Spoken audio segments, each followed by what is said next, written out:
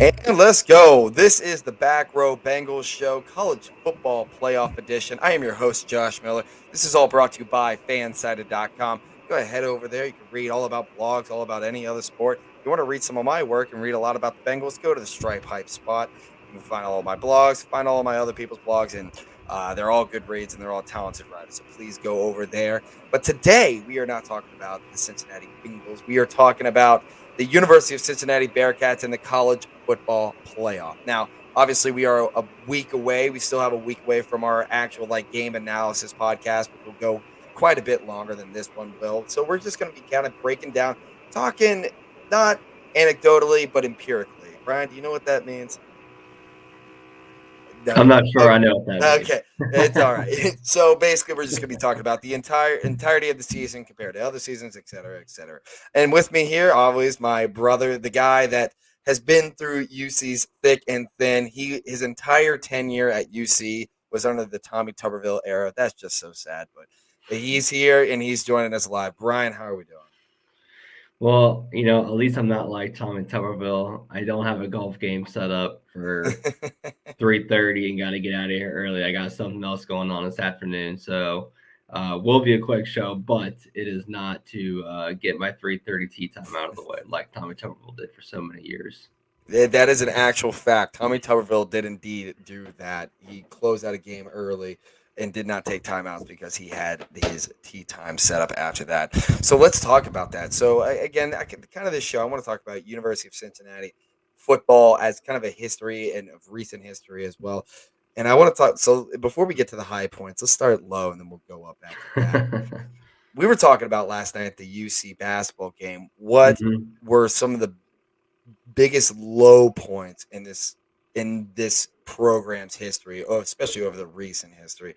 And you mentioned it, the Tommy Tuberville game. So I want to ask you, what would you say is the lowest low point of this college football program? Yeah. We're talking Well, we're talking modern era. So we're nothing talking like yeah, we're talking recently. I mean, because we're we could talk right pre Mark 2000. D'Antonio years, Yeah. and you have a lot of Rick Minner years, and then you have the years before that. And really, I wouldn't really become a fan until after their Orange Bowl game in Mhm. 2008, and then everything just kind of took off from there. Right. But I think if we're talking, the last 10 years or so, you got to look at a couple things. You look at the Butch Jones when he left to go somewhere else. And I kind of felt that was kind of a low point because Mhm. this was the next coach in line after Brian Kelly had left. And at that point, I don't really think that we thought that UC was a stepping stone program. Mhm. But then once Butch Jones left, you kind of had the sense that things were going to be this way for a while. And as much as we didn't want to compare ourselves to the upper echelons of college football, that was a major thing right there. Is watching your coach leave after 2 years, and then you immediately go from that kind of feeling to maybe a bit of a high point when they signed Tommy Tuberville to a coaching contract, and we're like, holy crap, they just got this coach out of the SEC, Yep. just plucked National him champion. away. He Yep. got at Auburn, and he went to Texas Tech, plucked him away from Texas Tech. And like, are you kidding me? Like, this is incredible. He went to UC, like, and so you look at you. It's kind of funny looking back now at the low point, high point of that part right there. Pretty incredible to watch. Yeah, that's definitely the Butch Jones going from Butch Jones leaving to go to Tennessee was a big was a big low point, and I think a lot of it that was coming off the heels of the disbandment of the Big East, and I think that a lot of that I That's a think good you point. can throw that into there as well. But I That's a agree good with you. point. It's just like And, we never really like we're not like after Brian Kelly was like, yeah, this is a destination. He said that right. before the Sugar Bowl. Then obviously he went ahead and left with him and his family up to South Bend. Started talking like a Indianian, but I And mean, you did well, and you also look at the fact that they created this new conference called the American Athletic Conference and yeah. had some stupid ass logo. I mean, who we didn't know who they were. Cincinnati. It basically was just what we knew it would be, which was the formation of the leftover Big East teams who didn't get Mhm. selected for college basketball, and so pretty disappointing right there, especially, when you get grouped into a conference with South Florida and, I think Tulsa in the original AAC, or did they? And Mhm. then they might have. I'm not sure. I'd have to go back and look, but Yeah. the original, quote unquote 8 teams or whatever it was, Mhm. just the dregs of the teams that got left behind in the Big East formed the new conference, and then you Right. throw on top of that Butch Jones leaving for Tennessee. Really, just a really murky time to be a Cincinnati fan. I think more so, and I think you would agree, it wasn't just the fact that that was actually happening. It was the fact that there was so much murkiness about the future of Mhm. the program, and that Yeah. I don't think nobody really knew what was going to happen. And then on top of all of that, they announced this college football playoff thing starting in 2014, and we're like, oh boy, this is We got no this pay. this this Right. this feels like the end of the program. And I think you would say that you would agree with the same thing. Yeah, we were definitely going to be looking at, I mean, just exactly that. Like, where is this program going to go? Even though we got Tommy Tuberville, but I mean, when the AAC, they started coining the Power Six. You're just like, oh, God, why are we doing that to ourselves? Because And, as soon as you admit to it, then it's like, well, then there's you'll automatically just make it what it is.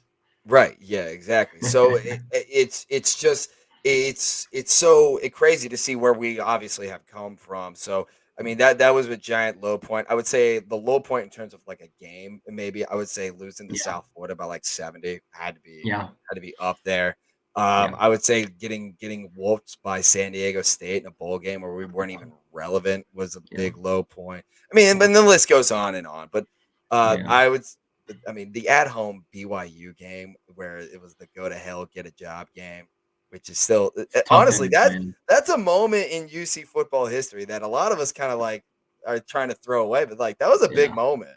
I mean, I'll never forget. I was in the stands for that game as a student, and we were just. I mean, it was a game where UC was kind of in the lead because of the score, but they really weren't. And BYU, I think they tacked on the like 2 scores late in the game, and me and a buddy were sitting there watching the game, and we walked out early and with about probably 2 minutes to go, and it was a decent crowd on hand. And we get back to my apartment that night, and having no idea what had happened, right? Right. And we get back to our apartment, and we flipped on, and I remember pretty distinctly that Alabama and LSU were playing that night, so we flipped on the game, cracked open a cold pop, so to speak, and got onto Twitter. And then we see this video from Keenan Singleton of Channel 9 News, WCPO, that Man, that shows is a good memory that right there. shows That's a that hell of a shows memory. that shows there's a video of Tommy Tuberville going back and forth with a fan, and Man, you almost wonder, right? You almost wonder what would happen if that video never got posted or anything like that. I mean, yeah, a crazy sequence of events insane. that day. Right, yeah, because then very shortly after was when Tommy Tuberville resigned as head football coach. So we talked a lot about the low points here, but let's bring it back. Let's bring it back here. Let's bring it back up here. But one of the things that I was listening to Tony and Mo, and they were talking about this 2021 year versus the 2009 year, and I think a lot of people do that comparison. I think this team this year is far better, but one thing that Tony said that 2009 has over this team is that they have the biggest moment in UC's football history. So obviously it's the Pike to Benz. I, Mhm. and I'm thinking about that. I was like, yeah, probably biggest moment, like single play moment, probably. Can you think of a single play or a single moment from the 2021 year that would either rival or surpass that? My heart says no, just because that single moment was such a special, like that's such an iconic moment for Mhm. most Cincinnati sports fans that I think even when you're talking 20, 30 years down the road from now, we're still going to remember that one play in 2009.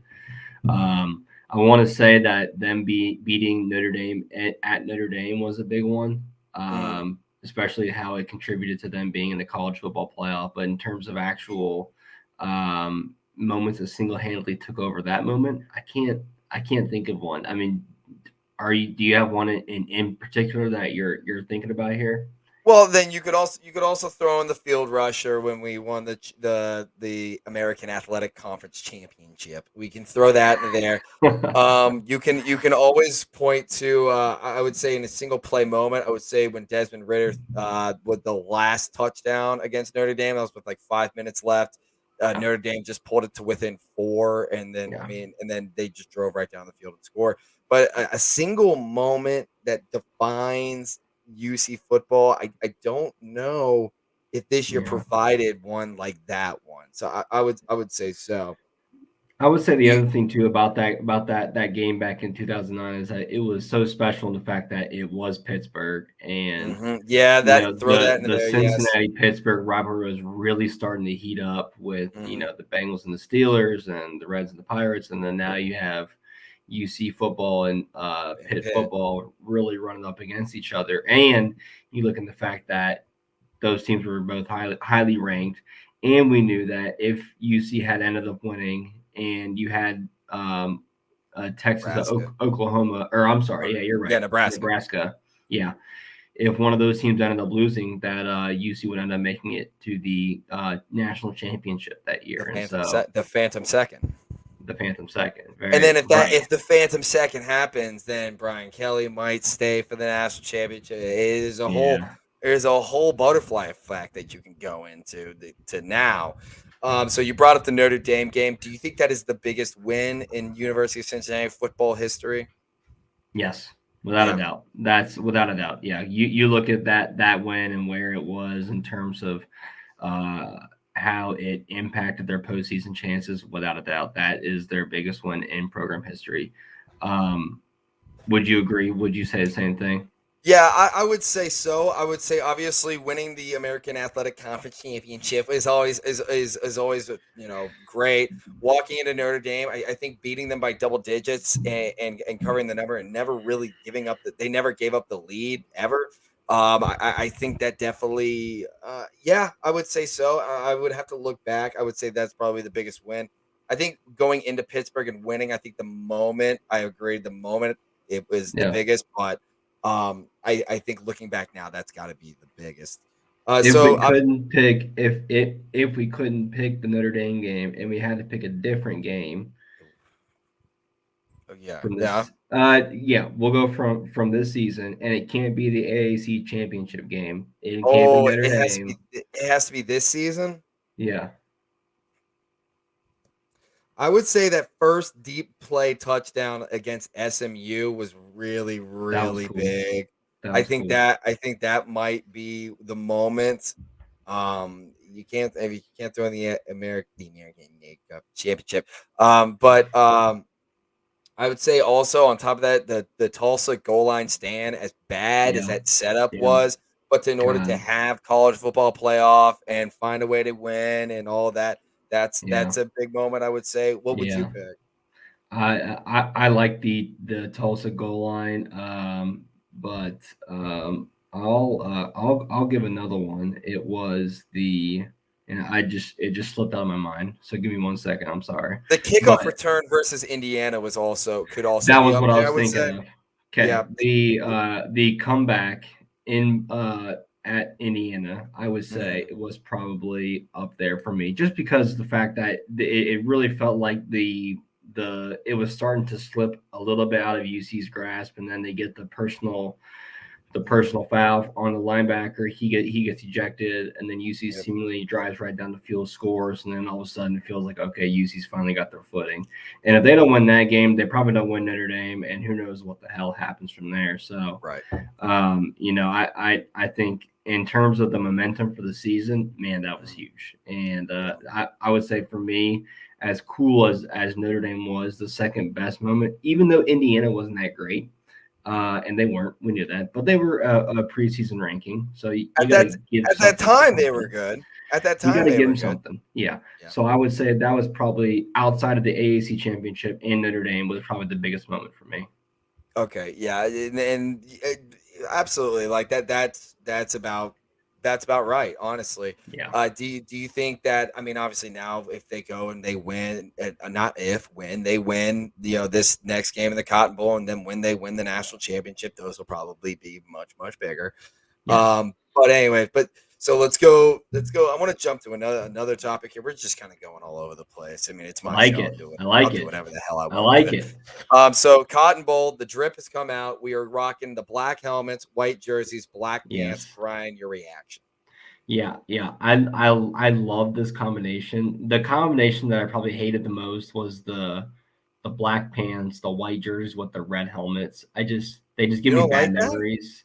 Yeah. No, because it's always like some bullshit game they were winning Yeah. 21-20. Like I'm pretty sure they wore them for Tulane this year, and like it just Okay. reminds me of that. So I'm sorry, I Okay. just can't do the red. I love red helmets, but I can't Right. do the red Big red helmet with the helmet guy. white jersey with the black pants. It just not a it's not a good look. I think they got it right with the black, white, and black, without a doubt. Would you Yeah. say so? Would you say Yeah. so? Yeah. Black and white. I mean, that's classic. I mean, obviously, if I think if we were the home team, we would go all black or black Yeah. with red or something like that. I would say this is the best of our away uniform combo. Thank God we're not going white helmets. I mean, the curse of the we need to just throw that away. We're done with that. Yeah. Yeah, right. It's just oh We were God, down with those after God, 2009. yeah, yeah. No more white helmets. That's it. We're no more. So Yeah. then obviously, so let's talk about some uniforms. What is the best uniform combo that the University of Cincinnati has? This includes last year's throwback against Miami. I will Yeah. include that. What is your favorite UC uniform combo? Home or away? To me, it's the red out, the old school Adidas red out with the black helmets because that gives me so much of a good memory when they played West Virginia in a Ring of Red game, Yep. Yep. sold out, and you had the blimp on TV that just showed the Ring of Red at Nipper, and just how cool that moment was, considering how they were pretty good that year. Mhm. Um, that I think the red for me at night is pretty cool if I have to It is say. pretty Now I cool. know you're gonna say the black on black. Well, I was, but Yeah, one of my favorite. I mean, this is a 1A and 1B. They go back and forth sure, with me. I think obviously if it's at night, like we have to go a blackout. gotta But go. if it's anything else, I love it when we are wearing black pants, red jerseys, and black helmets with the red socks. I think that looks the best. We did it against Memphis last year on Halloween, and it looked gorgeous. But and again, it brings back those memories of the Ring of Red when they played West Virginia. Yeah, And when we were talking about moments, you can talk about them playing West Virginia and winning that to go to the Orange Bowl. You can yeah, also talk about mm, going for two in Morgantown in 2009 and yeah, winning it and hmm, getting it. Yeah, that's another moment that I think that team had. I think ultimately though that 2019 was set up to have moments, high powered explosive offense, not a great defense. yeah, This 2021 team, stout offense, stout defense, run the ball, get it done, and just go from there. So yeah. I think it's just two entirely different teams. Uh, who, if I had to give you the uh, team's MVP this year, who's getting it? Mm.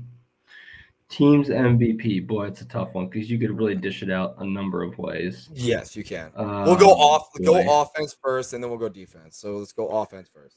All right. Well, if I have to go offense, I mean, I have to go with. I mean, you just have to go with Desmond Ritter. I feel like Mhm. there's no other option. If we're doing non-quarterback, just for the hell of it, we're doing non-quarterback offensive MVP. Um, It's I a might tough have one. to go Jerome Ford. I might have to Yep. go him. You could go Alec Pierce. You could go Josh Wiley. a little I don't hesitant on know. Give Josh me, Wiley. give me, give me, give me Alec Pierce for the You go Alec non-offensive Pierce for MVP. non-quarterback. Sure. I think. Well, who are you going with here? Well, I think the thing is about that is with Desmond Ritter is he wasn't really the best player on the team at times on the offensive Sure. side of the ball. There's a lot of times they had to Sure. lean on their receivers making big time plays or Sure. lean on the running game. But I think overall for Desmond Ritter, the reason that I'm giving it to him is because of how he has controlled the offense, how he's been able to go out there and get it done in the biggest moments, in the brightest lights, in the clutch Yeah. when we needed a touchdown, needed to get in the field goal range, he was there. Yeah. And I would say, yeah, offensively, I would go to Desmond Ritter. I think defensively, I mean, God, there's just you can literally go all around the defense. But this is gonna surprise you Yeah. here. I'm gonna give it to Joel DeBlanco. I'm on the defensive side of the ball. Now I know obviously Sauce and Kobe are destined. I know Sauce is going early first round, and hopefully Kobe Bryant can sneak into the first round there. That would be really cool for him as a draft pick. But Joel DeBlanco has just been able to lead It's all about leading the defense and putting them in Mm. positions to win, and he does that. He's been able to be incredibly stout on the run. One of the things that you and I mentioned over this entire year, UC's red zone defense is elite. Like It they is. are a bend, It don't is. break type of defense. It is. It is. You look at the games versus Indiana. You look at the game at Notre Dame. And then obviously you look at the game against Tulsa where they had multiple stops in the red zone. I mean, they are a team in the red zone that is stout. They Mm. play the run well, and they're able to shrink the field. And when you're able to shrink the field like that as a defense, you really can help yourself out. And they make some good decisions. Now I think Mike Tressel is a big part of that. But you also have a couple of all Americans that you have in your backfield, as well as guys like Majay Sanders, and obviously Curtis Brooks that are up front making it happen. So um, yeah, I completely agree with the red zone. Who I you think giving for the me, my MVP? defensive MVP, um, if I had to go with one, because I feel like you could pass out a few. Oh yeah, I'll go with Kobe Bryant, Kobe. just because of the fact that Ahmad Gardner wasn't tested, I feel like, often this year compared to what Kobe Bryant was, and he was demonstrated that he was a lot more of a lockdown corner. Now, obviously, we know what Sauce can do, and he's the number one corner on this team, but because of the fact that he didn't get many reps, just because of the fact that he wasn't thrown to that often, Mhm. Kobe Bryant for me, for sure. Y- Now, Yep. obviously, with this team, and that's the beauty. I feel like you could push that in a number of directions in terms of the MVP. Um, Mhm. let me Yeah, let, and it's let all me valid too. Yeah, Every yeah, you can give it to pretty much anybody on this team, if for maybe exceptions of maybe a couple players here or there, but and you can obviously make a case. I mean, I can make a case for Brian Cooks. I can make a case for Majay yeah, Sanders. Make a case for you can make a case for Darian Beavers too. I mean, you yeah, really can. You can give it to the entire defensive line, honestly. yeah. But it's been great, and I agree with you that with Ahmad being so good, Kobe gets a ton of the balls thrown to him. It's all going to him. Hmm. Yeah, he's been able to carry the load, and he's been carrying it really well, and that's why he's the number one corner in the country, and that's why he got the King Yeah. Thorpe Award. I would say if you had to pick a coaching MVP, and it can't be Fickle because Okay, obviously we pick a him, so it's coaching got to MVP. be. We'll just cut it short between Mike Denbrock and Mike Tressel. Okay, I'm gonna go with Tressel because of the you're fact going that Tressel. and you can make the case for Denbrock, but for Mike Tressel, I think for me, it's the fact that he came in on his first year. Now, obviously, he had a number of talented athletes. Obviously, we know that. Right. But I think still coming in and adapting to the team's culture and being able to establish yourself as a coach and still being able to coach and create one of the elite defenses that's been at that way for so many years, especially when you have such a great defensive mind like Marcus Freeman who left. And Mm-hmm. now as a player, you know, you have to uh, start being coached by Mike Tressel, who's a guy you probably don't know very well.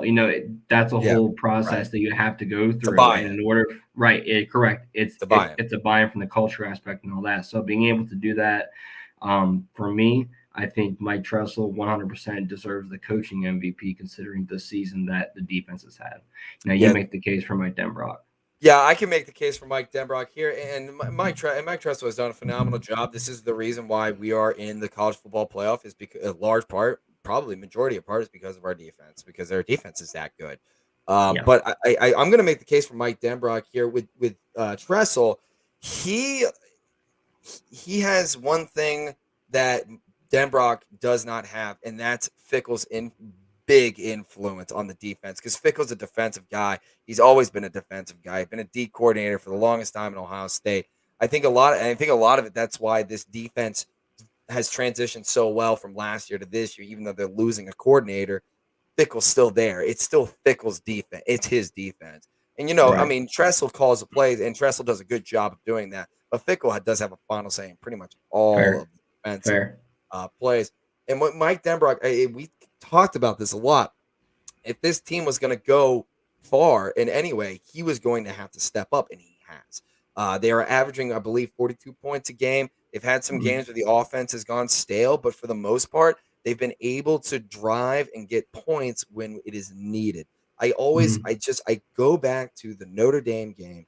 Notre Yep. Dame scores a touchdown, 6 minutes left, down by we're up by 4. We need a big boy drive Mhm. straight through the heart Yeah. of South Bend, and Yeah. Desmond Ritter they drive down, and he puts his guys in spots just to make plays. Now, does he have a lot of questionable plays? Yeah, but Mm. I will say Mike Denbrock. I think he's really improved from last year to this year, and I Yep. think he has really saved Dez's legs throughout this entire year, because I think we've kind of talked about that. I was like, you don't really see Dez running a lot. You see him doing a lot more pocket passing. Yeah. Now, towards the last final 4 or 5 games, you've seen him get out of the pocket a lot. You've seen a lot more option. And I think what you're going to see in the Cotton Bowl is you're going to see that. You're going to see those RPOs. You're going to see Dez keep the ball a lot more. And I Yeah. think that's going to stifle Bama's defense. And Yeah. so I'm going to give it to Denbrock. But I mean, Yeah. again, I can be persuaded both ways. I mean, Yeah. Mike Tressel had a top 10, top 5 defense. Yeah. That's why we're there. Yeah. Yeah. One of the things that definitely helped Mike Denbrock this year was the explosion of Jerome Ford. Obviously, we had him Yes. last year. Yes. But I at least I felt like, and I think you would agree that he really took off in the Chick-fil-A Peach Bowl last year, Yeah. almost at Sugar Bowl, Yeah. Right. and really took off. And then from there this year, man, he's just been unstoppable for the most part. Unstoppable. Absolutely. Now has he certainly had games, talking about Jerome Ford and in the Mhm. running game, where they haven't been as great? Yeah, they have for sure. But Mhm. for the most part, I think even Mike Denbrock gets it, that you have to be able to establish your own in order to have a dominant passing attack like UC does. And Mhm. you see that when they do have games where they throw for 250, 300 yards or whatever it is, that their running game is pretty complimentary. And I think that we've seen that so far this year. You look at games like UCF, you look at Temple this year, you look at their first game of the year against Miami. I mean, very complimentary. They play complimentary football within the offense, and that's just so critical. And especially when you Yeah. get against a team like Alabama and what they can do, their physicality on defense is obviously going to be a concern. So it's not going to be ground and pound all the way down the field and then punching at the goal line. So Mhm. it's going to be some big boy football that UC is going Yeah. to have to play. All that being said, as we got down that rabbit hole, I can agree that Mike Denbrock, he definitely deserves some consideration for coaching MVP. I mean, Mhm. I think last year He's he most really was improved in without some, a he doubt. was in, 100%. Yeah. I think last year he was in some hot water after Yeah. the Georgia game. And I think a lot of UC fans were upset with how that game ended. And you could mark us two in that category. But you look at this year, and I feel like there's been a lot of games where, you know, a lot of the right calls have been made. And obviously, it's easy to say it now, and when it doesn't work out, we're always quick to criticize the coaching and the offensive play calling, but that's just the way it is. Hindsight 2020 always worse, and so he, yeah, he could definitely earn offensive, or I'm sorry, he could definitely earn the MVP for the coaching Coaches. staff, and Mhm. I feel pretty confident with that. Yeah, and it really it goes both ways, and you brought it up. Excuse me, I know you have to go here, but I got two more questions for you. I want to close it out with, and I think you and I are going to have both the same answer to this, and I think every single UC fan is going to have the same answer to this. Who has been the most disappointing this year? The most Maybe not who, but what disappointing part of the? It could be a player, it could be a part of the game. Who's been most disappointing? coach player, Could be anything. Who's your anything. most?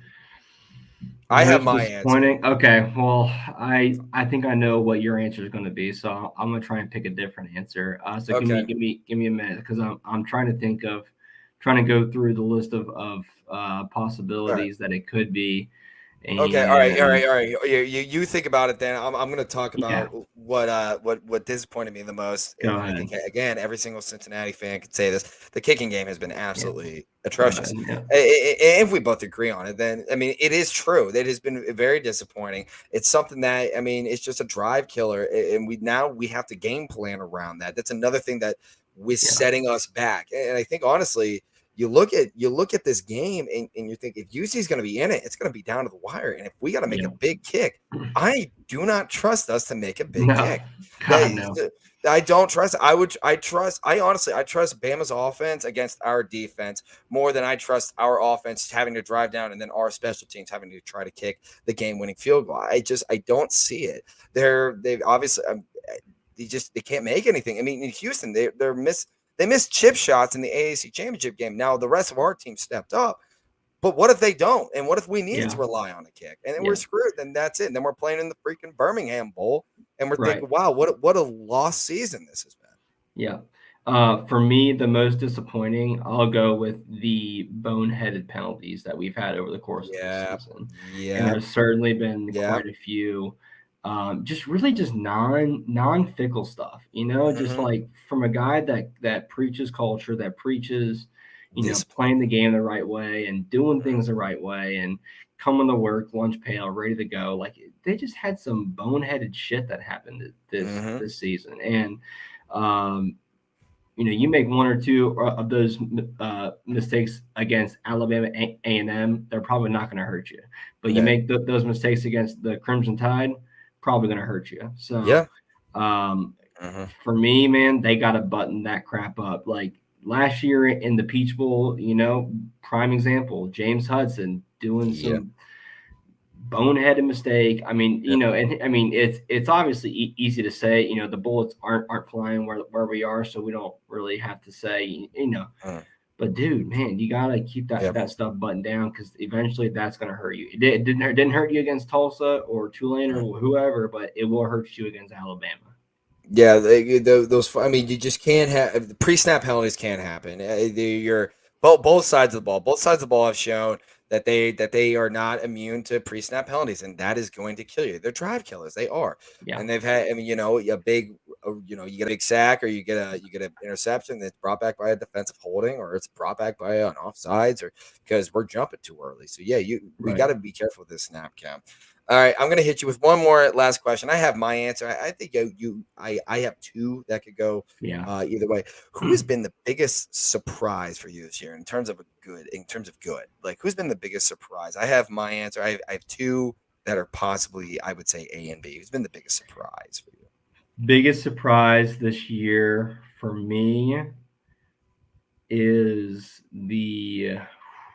Why don't you go ahead and give me your answer? I'm gonna go ahead and go with Lenny Taylor. I Hmm. think I did not expect from that much. I thought last year, I mean, obviously with the amount of touches that Josh Wiley got last year, he was gonna be the main guy to catch passes. But then we started seeing Lenny Taylor start catching a lot. We started seeing Josh Wiley more in the blocking game. We're like, why? Why is that? And then Lenny Taylor showed exactly why, because he can catch those 50-50 balls. He can go Yeah. up and make a play. He can out muscle everybody around him. And so now that that creates a dual threat of Josh Wiley, and it creates a dual threat of Lenny Taylor. So I would say Lenny Taylor gets my most surprising in a good way. He's played really well. I believe he's got 10 touchdowns, maybe 11. And so we just got to keep going back to him. And he's played really well. And then I have another one, but I want to let you go ahead. You're fine. Biggest surprise for me coming into the year was the amount of players that came back from the COVID-19 Oh, okay. extra year of eligibility. Just Hmm. because I feel like a lot of them said that there was unfinished business at the end of the Peach Bowl last year, and Yeah. a lot of them bought in with the fact that we'll return next year and we'll make something great happen, whether it's in that group of six, whatever bowl, or the Hmm. college football playoff. And I think that's a large that speaks to obviously a large testament to Luke Fickell and who he is as a coach, and he got his players to buy into the culture, and a large number of those players came back for an extra year of eligibility to play football and to get back what was theirs. And so, man, that was awesome to see. And Yep. especially, it definitely helped them out over the course of the year. Yep. That's big. Yeah, you didn't really go one player. I agree with you. I mean, seeing those players come back and you're like, okay, they're building something special here. Luke Yeah. Fickle's doing something right. I'm gonna go hit you with one more here. Yeah. I would say Lorenz Metz has greatly improved That's over a good his one. playing last year. He's on that right side. Des has seen some pressure this year, but overall, Lorenz Metz has held his own. He's been doing quite well. He's limited his pre-snap penalties. Now he's not immune to them; he still has them, but he's limited them quite a bit. And Mm-hmm. he's been a really pleasant surprise. He must have gone into the offseason, did some work, and because I mean he performed so poorly after James Hudson went out. He performed so poorly in the Peach Bowl. So I'll also throw Lorenz Matz into there. I think he's improved greatly. Yeah. Yeah. So that about does it here, Brian. I know you got to go. We still got one more show left, and then after that, it's going to be national championship show. So going to be a good time. So we're going to do one more next week before the game, so that way we can break down exactly what's going to happen. I will be in Dallas. If anybody's going to be in Dallas, please hit me up and come and see me. But anyway, thank you so much for listening. This has been the Back Row Bengals Show, college football special edition. And this is all brought to you by fansided.com. So log into Fansided, read some of my blogs, read some of our other blogs, listen to some podcasts. We all like to have fun around here. We are going to be back at 10 a.m. tomorrow talking the Bengals versus the Ratbirds with Strawberry Ice. So it's going to be fun. So we'll be there at 10 a.m. It's going to be an early start tomorrow. So anyway, thank you all for listening. Hooday!